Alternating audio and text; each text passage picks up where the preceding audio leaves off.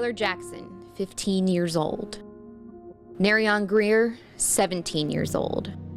Derlannis Holman, 19 years old. These are just 3 of the young lives lost to gun violence in Toledo recently. 3 teenagers whose futures went dark too soon. The end goal, of course, is to stop gun violence, to end gun violence, to save lives.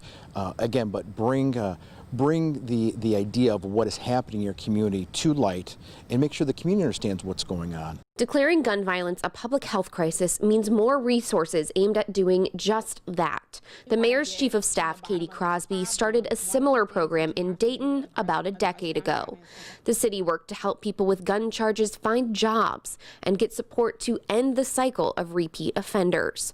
But it wasn't just city leaders or police officers.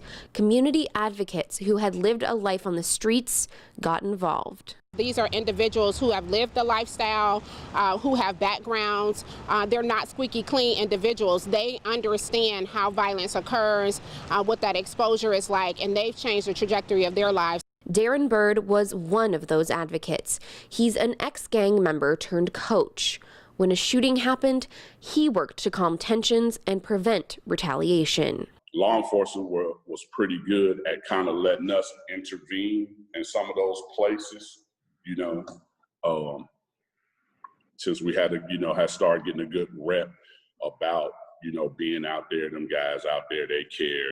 When Bird and other community advocates weren't responding to shootings, they were out in the neighborhoods with high crime rates, talking to people, and checking up on others who'd been released from prison on gun charges.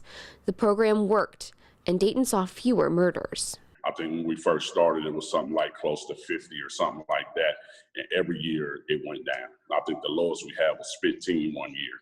We've already seen the same number of homicides so far this year, with 3 months to go, as we did last year. And in the past 5 years, gun-related homicides have ranged from 25 to 30 deaths.